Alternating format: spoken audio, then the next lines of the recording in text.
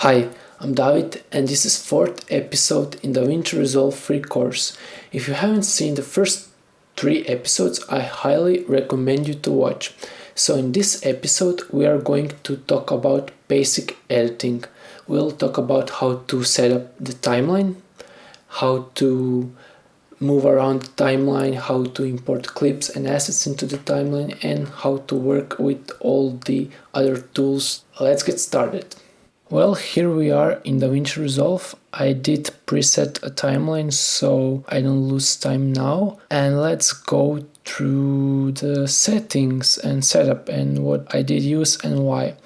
Well, first thing you can see is the timeline layout. You can see it is very visually separated. So let's start with video. On the first track I have a story, which you can see here. I did name.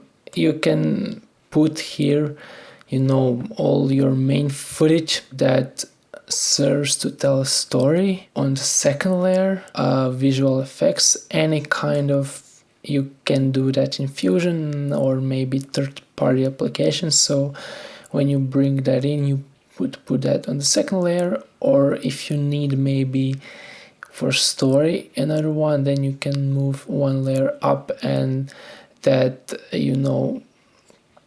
can be applied for anything else. So here on video 3 I have locked track, and this is like visual separator, so I can easily see where something is. I use also colors, default blue one for story and dark blue for visual effects. You can use whatever you want, this is my choice. And then on video 4 there is graphics, and I did assign this beige color. You can do whatever you want, of course. And on the 5th track, video track, there is text or titles. You can even add subtitle track if you want to add subtitles, and you can put it one layer above. And anything else you might need, like time code or whatever, you can just build up and put higher and higher in layers order. So yeah, that was like quick overview of video layers. And now audio. I have 2 layers for dialogue, DX, and the third track is for voiceover or ADR, so dialogue that is additionally recorded. If on location there aren't perfect conditions, so you have to shoot additional sounds, then you can put it there, or if you need more tracks, of course you can add more, but bear in mind that these tracks should be mono. We did video about that, and I highly recommend you to watch video. I'll put it in this description or somewhere here on the screen. After that, 3 layers of mono sound effects like hits, foley, door slams or whatever, something like that doesn't require stereo. After that, 2 tracks of stereo effects, like your sound design can be, for example, that swooshes, drones, whatever, something like that. Music tracks, stereo, of course. 2 tracks, you can add more if you need. And perhaps if you have submixes, you can assign 3 additional tracks. So submix basically is mixed down of all the dialogue tracks, all the sound effects track, mixed down of the music track. You get 3 extra submixes tracks, if that makes sense. Now let's talk about timeline and timeline tools and movement. So first of all, you can, like as you might saw, make track bigger or smaller. You can actually, if you right click, see extra options. You can add track or tracks or add subtitle track. You can move them up and down, and depends on where you click, you can change track type like this to mono, stereo, 5.1, 7.1 or adaptive, or you can choose color of the track as you want. Yeah, so basically you go to the track, right click, change track color, and then you change the color whatever you prefer, if I did forget to mention that. Yeah, furthermore, icon, click that. There are some extra options. You can use stack timelines if you want to have more timelines in one row, or if you want to use a pancake timeline, but more on that in the next episode.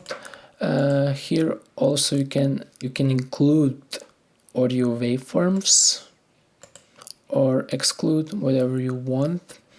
For example, look at this. If I make this track bigger and then include waveforms, you can see the waveforms.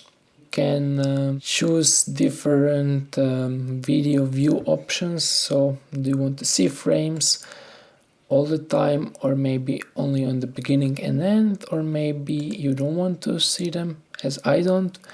Different ways of viewing waveforms here. So this is like normal. You can use this kind of view if you prefer that, or maybe this one. As you can see here, you can change video tracks height and audio tracks height for all the tracks, not individually. Once again, you can change them here.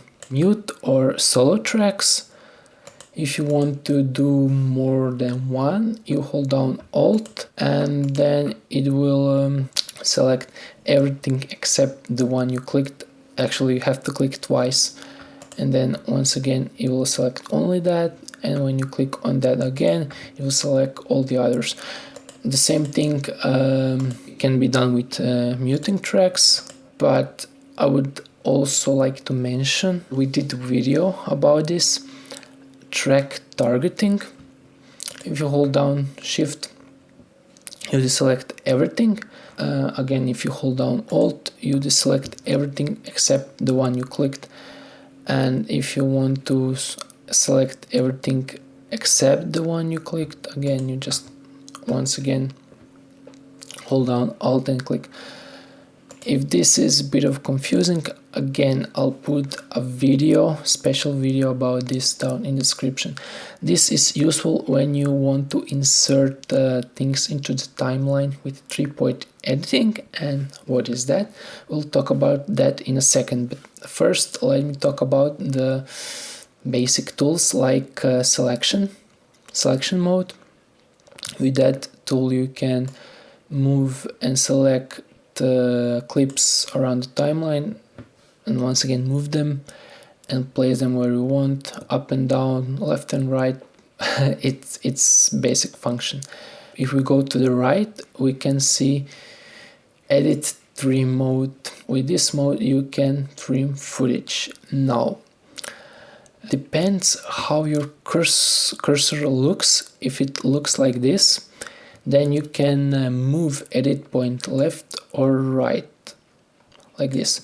Maybe, and if this is annoying, if you just want to if you want to select only video, but you select audio and video, you have to hold down Alt to just select one of them. And then you can move left and right, or right, how you want, where you want that edit. When you see this icon, if you click, you can move everything, on the inside, or if you select outside, you move everything outside. This is like kind of advanced trimming, which we'll do in the next episode. But if you do something basic, what that would look like, for example, you have here basic cut, and you just pull in. Now, I didn't move everything with my mouse because edit trim mode wasn't enabled. So if you want to enable that, look what happens, everything goes in. This clip stays unchanged, and we can shorten this clip, so it can be very useful. And you can do that on the other side as well. If you want to see that in real time, you have to choose dynamic trim mode, but again, more on that in the next episode. But basically what you can do as well, if you select a clip with this kind of arrow, you can move clip around the timeline, and when is this sign, you can slip the clip, so change video between in and out point. This is like razor tool. Why this isn't very good to use the razor tool? Well, you have to go with mouse and exactly select and then click. It's quite slow. You should be assigning a razor tool to your keyboard keys, so you can just place this cursor and make edit instantly. For basic edit functions, just assign keyboard shortcuts, because you will be so much faster. And if you didn't see the previous lesson, please check that out, because it is about keyboard shortcuts. Placing clips into the timeline. So first of all, we have insert clip. So basically what that does, if we place cursor here, when we want to insert something, we can load that in, and with in and out point, select part what we want to insert, and just click that or your keyboard shortcut. Everything moves down and the clip is inserted. Now, if you want to use override, what happens? Half of our clips is gone, because this method just overrides everything what is under that. So you have to be really careful. If you want to avoid that, you just have to change your track patch by clicking on the track where you want to put your audio and video. Look what happens. It happens like this. So if you have empty timeline and you put clip behind clip, you won't have problems, but just bear in mind, it can be very useful to know these things. And in fact, you should know this.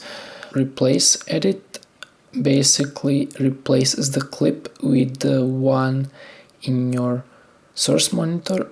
If you want your cursor to snap to the edit point, or maybe you don't want, so you don't have that enabled. Link selection, I use that all the time, because I use Alt key if I want to separate video and audio. But if you don't want to use that Alt key, you can then click that and you will be free without any worries. You can just unlink this way video and audio. Position lock, basically what it does, it locks all the tracks and you cannot move anything. So yeah, again, you can unlock if you want, so then you can move. Furthermore, we have flags and markers. You can mark something with that, or flag. Basically, you can use this for notes, or maybe some advanced stuff. We'll be talking about that also in the next episode, so please subscribe for that. Basically, you can add it directly to the clip. If you mark the clip and just click on that, or you can make that marker on the timeline if you don't select the clip. Yeah, and now these are zooming in functions. I don't use that ever. Of course, for all of these functions that are here, you should assign keyboard shortcut. This is like a volume. I know once you set that up, you don't change that because you will mess up a reference point and then you will not know how loud it should be really be once it is lower loudness, once it's higher, so you aren't constant, and that is a bit of a problem.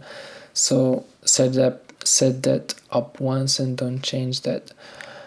I hope that this episode was helpful, and if it was, you can like it, share it, and subscribe for next lessons and episodes, and for more tips about editing in general and filmmaking in general. So let me know down in the comments what you did like and what you didn't, so I can improve for the next lessons and next videos. That was it. Thank you for watching, and I'll see you next time when we are going to talk about advanced editing. Bye.